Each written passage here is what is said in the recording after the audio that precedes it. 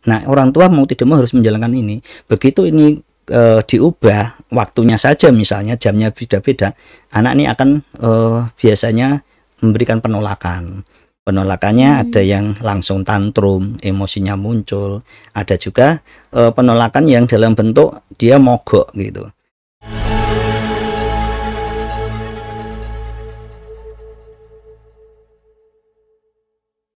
Oke, assalamualaikum warahmatullahi wabarakatuh.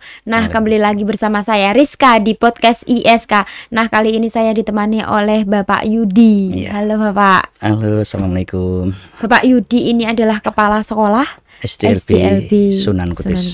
Iya. Tepatnya di Pondok Pesantren Al-Hasaniyah Kudus. Ya. Sekarang udah boarding school, nggih? Betul sekali. Ya. Mulai kapan Pak itu boarding school? Jadi untuk pondoknya sendiri itu kita bangun 2007, 2010 baru kita menerima murid. Jadi mulai 2010 itu kita untuk boarding school sudah kita mulai. Cuma untuk SDLB-nya sendiri baru kita izin berdiri 2014. Jadi sudah mulai resmi menerima murid 2014 itu. Sampai sekarang udah berapa siswa kira-kira? Kalau untuk SDLB-nya 64 siswa. Kalau untuk seluruh yang boarding school itu 115 santri. Seperti itu. Banyak nggih.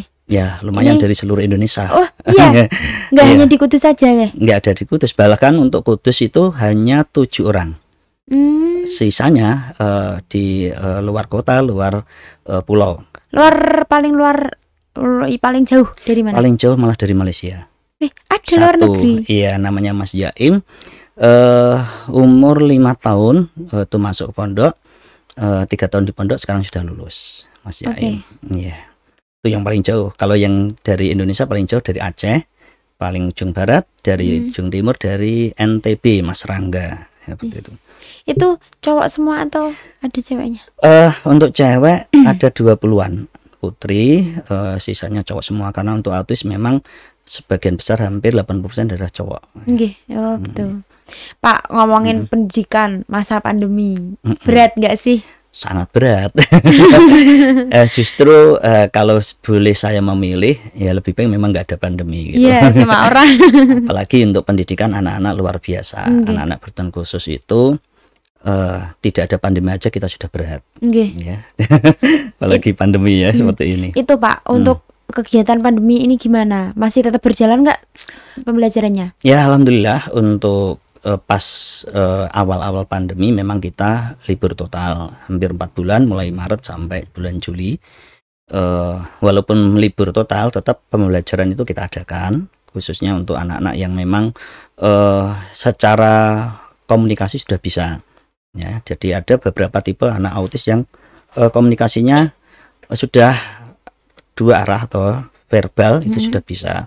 Nah, itu kita memberikan dalam bentuk Zoom meeting, kemudian video call langsung, atau dalam bentuk kita sekali-kali adakan ini secara virtual ya, kita membuat video tutorialnya. Itu berarti kita kirim ke masing-masing grup kelompok anak-anak itu. Gitu. Pak, untuk itu kan banyak anak autis yang kalau dibilangin orang tuanya itu malah nggak percaya, tapi kalau dibilangin sama gurunya ini kok percaya. Betul. Nah, itu gimana kalau pas di rumah? Ya pasti ada plus minusnya. Yang jelas perubahan perilaku atau mood anak autis itu memang naik turun. Nah, itu biasanya tergantung dari satu programnya, kemudian yang kedua lingkungan. Kalau program yang kita jalankan di pondok itu diterapkan orang tua, biasanya kepatuhannya tidak akan turun. Jadi akan stagnan atau tetap. Stabil. Tetapi kalau program itu nggak dijalankan orang tua, dan ini memang kebanyakan seperti itu, karena orang tua juga punya kesibukan sendiri di rumahnya, itu akan mengalami penurunan. Memang benar, banyak yang akhirnya perubahan perilaku yang ke arah lebih menurun dibanding ketika di pondok. Nah, ini satu masalah juga bagi kami. Seperti itu. Nah, kan habis libur 4 bulan, terus perubahan perilaku, itu mulai dari awal lagi dong, Pak? Ya, bisa dikatakan seperti itu, walaupun ada beberapa wali santri yang bisa komunikasi yang baik dengan kami, sehingga program untuk daringnya itu jalan. Nah, selagi program daring ini tuh jalan, anak itu akan tetap terhubung dengan kami, dengan para terapisnya, dengan para shadow, para gurunya, penanggung jawabnya. Nah, itu nanti penurunannya tidak sampai kembali nol. Biasanya hanya pada perilaku yang bersifat kebiasaan rutin. Karena di rumah tentu beda dengan di pondok ya. Contoh kegiatan sholat berjamaah itu kadang-kadang di pondok sudah rutin, anak sudah katakanlah pokoknya mau tidak mau harus sholat gitu. Tapi di rumah karena mungkin orang tua juga nggak di rumah, mungkin pas sibuk dititipkan ke pembantu gitu kadang-kadang, ya akhirnya anak kembali penurunan di situ, nggak konsisten lagi. Ketika dengar adzan sudah cuek lagi seperti itu. Nah, lebih susah banget, Ge. Lebih susah memang. Terus cara guru untuk menerapkan pembelajaran daring itu gimana? Ada beberapa solusi kemarin kita yang saya sarankan memang paling tidak minimal 1 hari itu ada video call dengan orang tuanya dulu, komunikasikan pentingnya anak itu tetap terhubung dengan para terapisnya.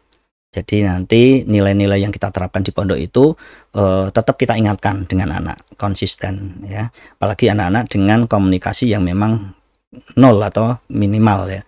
Itu biasanya orang tuanya yang harus tahu, bukan anaknya, karena mereka nggak bisa.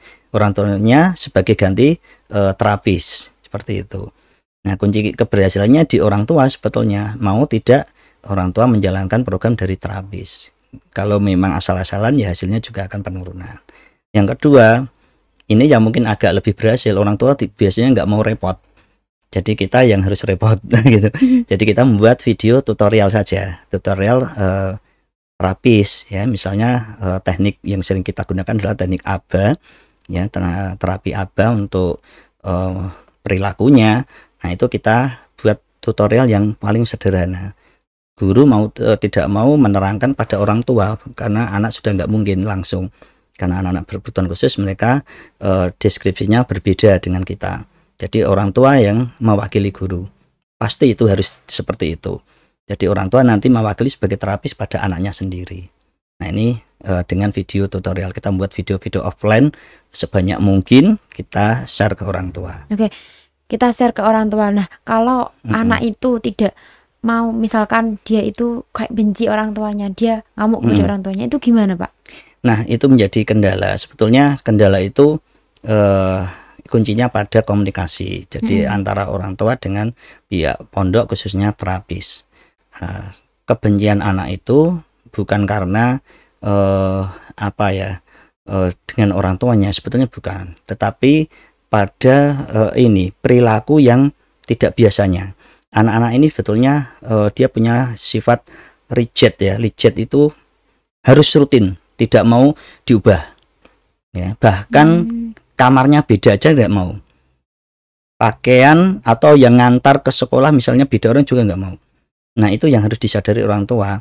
Jadi ketika dijemput itu kita kasih program dulu sebetulnya.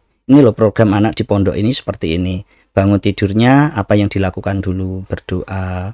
Kemudian biasanya kita suruh untuk ke kamar mandi dulu. Kemudian biasanya kita ajak melipat spray dan sebagainya. Itu kita buatkan urut. Ini, nah orang tua mau tidak mau harus menjalankan ini. Begitu ini diubah waktunya saja, misalnya jamnya beda-beda, anak ini akan biasanya memberikan penolakan. Penolakannya ada yang langsung tantrum, emosinya muncul. Ada juga penolakan yang dalam bentuk dia mogok gitu. Mogok, mungkin mogok makannya atau mogok perintah gitu. Jadi ya ini orang tua betul-betul mengambil peran sebagai terapis dia anak.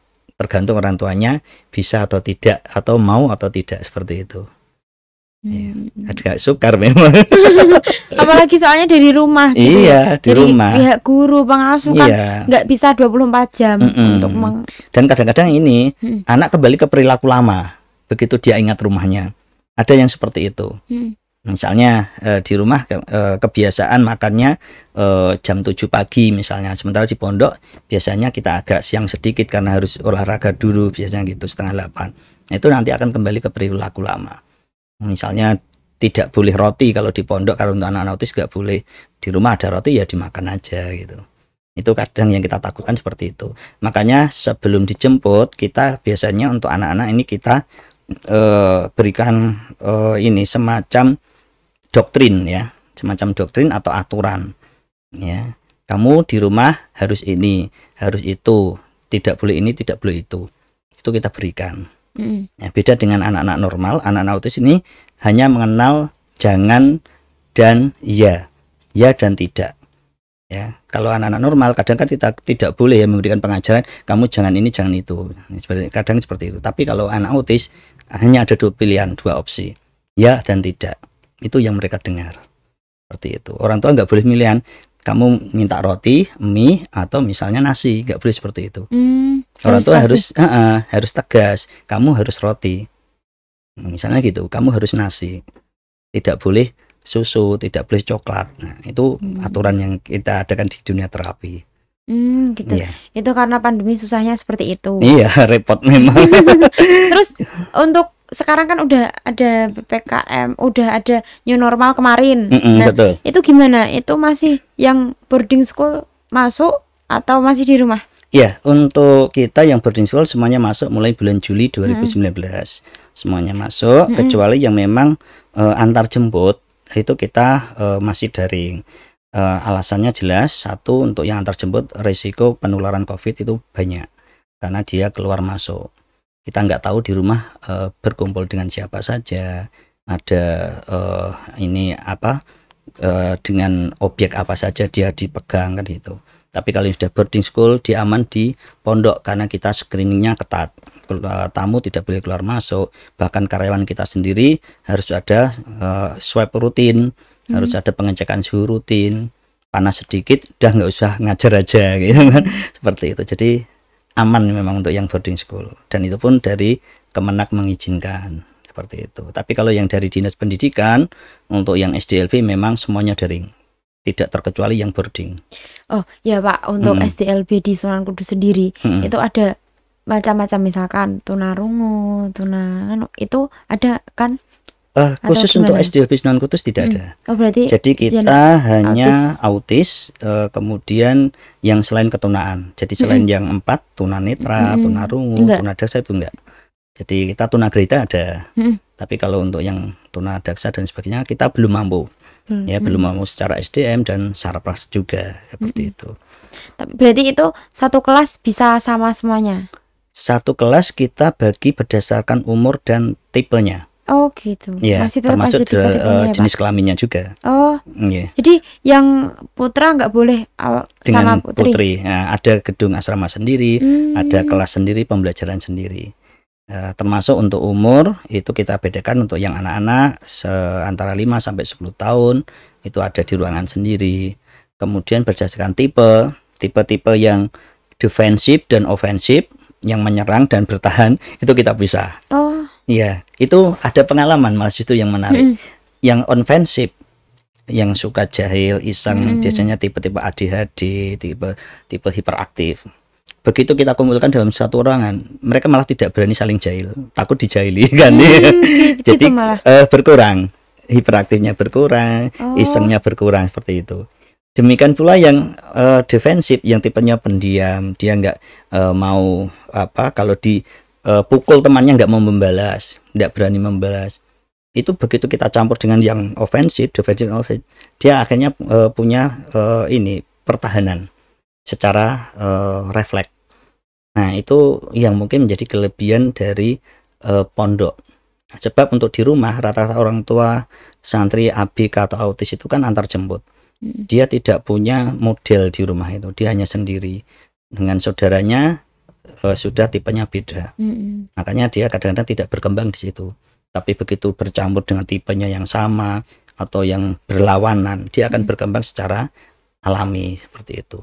Oh ya Pak, berkembang untuk yang tetap dari rumah, dari daring itu perkembangannya gimana? Stay seperti itu terus atau bisa berkembang? Nah, ini yang kita khawatirkan ya, kalau ini terjadi terus. Harapan kami kemarin seperti yang diungkapkan oleh Presiden Jokowi, Juli nanti akan ada tatap muka, itu kita betul-betul berharap itu ada. Jadi anak-anak bisa kembali normal lagi. Sebab anak-anak yang autis ya, itu kalau hanya sekedar jarak jauh dia nggak bisa, semuanya nggak bisa ya. Artinya apa, dia butuh realita. Anak-anak autis itu nggak bisa kita jelaskan secara deskripsi hanya dengan bayangan, nggak bisa ya. Contoh gitu, harus pakai contoh. Iya, harus pakai contoh, harus model. Mengenal tumbuhan saja itu nggak bisa pakai gambar, dia harus memegang, ini loh tumbuhan, ini hewan, ini kucing. Nggak bisa dengan hanya model itu. Gimana dong kalau yang dari rumah ini? Iya, itu perkembangannya. Betul. Maka kembali kepada komunikasi dengan orang tua santri. Mau tidak mau orang tua memang harus merelakan waktunya untuk anaknya agar perkembangan anaknya ini tidak mengalami penurunan. Mau tidak mau dia harus menjadi terapi sesungguhnya di rumah. Tidak semuanya orang tua kan bisa menerima seperti itu. Ada yang, apalagi orang tua yang memang harus misalkan masuk kantor, masuk yang lain, itu kan nggak bisa menemaninya. Betul. Nah itu gimana Pak? Jadi nggak sekolah? Ini sudah hampir setahun ya. Jadi sudah banyak komplain ke tempat kami sebetulnya. Udah maunya tahun ini malah. Iya. Maret kan? Maret. Kemarin juga betul. Maret. Jadi itu banyak komplain. Ada yang langsung anaknya diantar ke pondok kemarin. Pokoknya saya mondok aja gitu. Akhirnya mau boarding school. Itu solusi yang kita tawarkan. Ya memang dengan tambahan pembiayaan kan seperti itu. Yang kedua, ada yang punya inisiatif gurunya yang diundang ke rumah privat. Ya, itu pun ada dengan beberapa catatan ya. Artinya saya juga tidak ingin ada risiko penularan COVID kan gitu. Yang penting harus ada screening khusus untuk kesehatannya, kemudian cek secara rutin itu harus ada. Ini solusi yang ditawarkan kita. Jadi mungkin karena orang tua karena waktu ya, kerja juga untuk kehidupan, ya akhirnya kita yang ngalah ke rumah mereka seperti itu. Nah yang ketiga ini yang untuk yang mohon maaf untuk anak-anak yang orang tua tidak mampu ya, duafa autis, yaitu memang kemarin dari manajemen yayasan sepakat yaudahlah kita pondokkan dengan pembiayaan dari kami. Jadi kita ambil mereka, jadi memang di pondok kami atau SDLB kami itu kita subsidi silang, yang akenia mensubsidi yang duafa ya, terutama untuk yang yatim kita gratiskan khusus untuk daerah Kota Kudus. Seperti itu.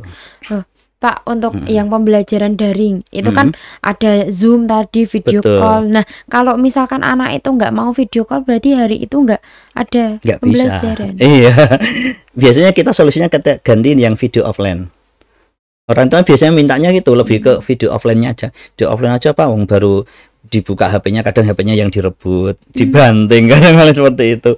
Nah ini kesadaran anak juga harus tahu ya, anak-anak itu kadang yang apalagi ini yang untuk yang mandiri, yang putra, kelompok mandiri putra itu yang besar-besar rata-rata dibawa ke pondok karena kecanduan HP malah. Jadi lihat HP ya sudah mau direbut aja, mau untuk main game dan sebagainya.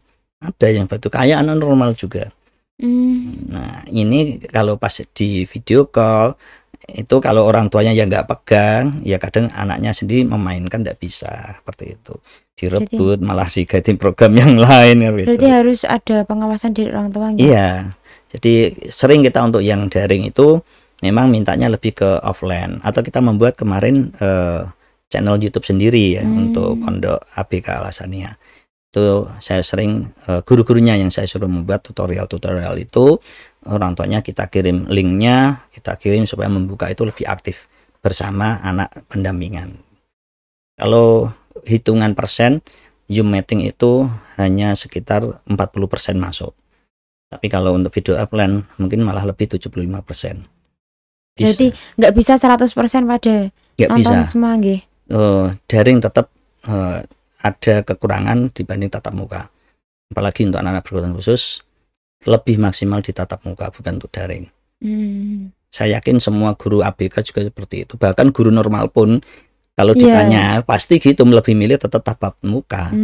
Ya, selain chemistry ya, ikatan batin ada langsung ya, anak itu pasti akan lebih senang ya ketemu langsung dengan gurunya, dengan teman-temannya, itu juga sebagai motivasi kan seperti itu.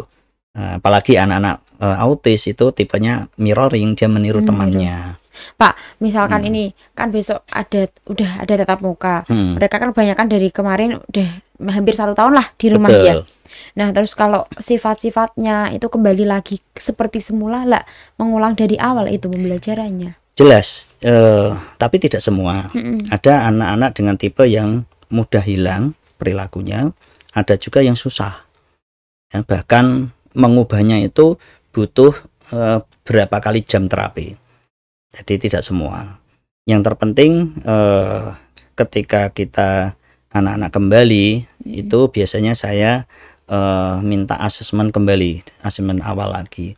Memang seperti kembali nol lagi. Tapi asesmen itu nanti akan berguna untuk mengetahui ini sebetulnya menurun di hal apa. Tidak semua mengalami penurunan. Biasanya yang lebih sering penurunan di perilaku saja. Perilaku, kebiasaan. Biasanya seperti itu. Tapi kalau untuk akademik, untuk yang lain, biasanya hampir jarang ya. Kalau akademik biasanya anak-anak ini kan ingatannya kuat.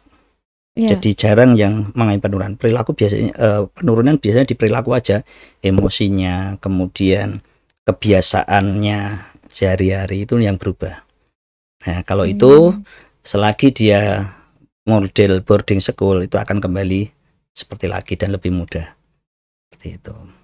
Ya, semuanya berarti kalau pendidikan kalau daring lama-lama juga. Iya, khawatir kami orang tuanya yang malah bosen.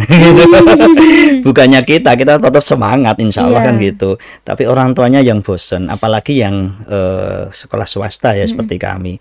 Itu dilema SPP kita tarik secara rutin penuh, sementara anak nggak di kelas. Itu kita agak dilema dari sisi kemanusiaan. Jadi kemarin pun kita akhirnya untuk yang di daring itu 50% SPP-nya. Oh gitu. Iya. Kalau yang boarding school tetap sama seperti kemarin ya Pak. Jadi dari sisi itu untuk swasta yang mungkin sekolahnya ibaratnya kelas menengah ke bawah, artinya manajemennya masih berkembang, itu kadang-kadang saya kasihan juga untuk guru-gurunya. Ya, kadang cerita ketika ada kumpulan guru-guru kan gitu, ada yang terpaksa ya udah kita yang ini aja aktif privat gitu, katanya kita ke rumah orang tuanya aja lah biar nggak terputus, sebab orang tua kadang-kadang kan membayarnya sudah penuh tapi anaknya nggak pernah diajar kan itu, akhirnya memutuskan keluar. Itu banyak. Susahnya kemarin waktu gelombang yang pertama 4 bulan pertama pandemi itu dari 130 santri kami hampir 30 yang mengundurkan diri langsung. Jadi kita kehilangan santri banyak waktu itu. Tapi sekarang udah kembali lagi atau sekarang sudah mulai total 115, hampir mendekati lagi. Sudah ada yang waiting list juga sih kemarin. Biasanya nanti setelah liburan Lebaran masuk gitu. Semoga aja bisa semuanya pendidikan bisa masuk ya Pak. Kayak amin. kemarin. Soalnya juga kalau langsung kan ada pendidikan karakter, tingkat emosionalnya tahu, kalau daring kan nggak tahu. Iya, kalau daring itu sekali lagi orang tua ini yang paling susah. Guru sebetulnya dia semangatnya ada luar biasa, mungkin malah mendambakan pandemi ini memang segera berakhir. Betul, tadi kangennya juga nambah ya semakin. Semoga cepat berakhir. Untuk ada nggak sih Pak pesan-pesan buat orang tua di luar sana?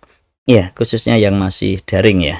Jadi untuk para orang tua, tolong kita sama-sama memahami bahwa pandemi ini bukanlah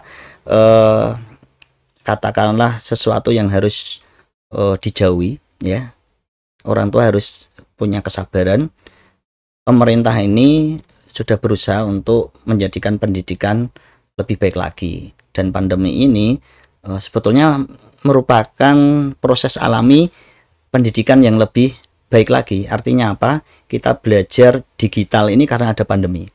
Ya, dulu kita nggak mengenal meeting Zoom, nggak mengenal video call, tapi dengan gara-gara pandemi sekarang kita belajar digital ya.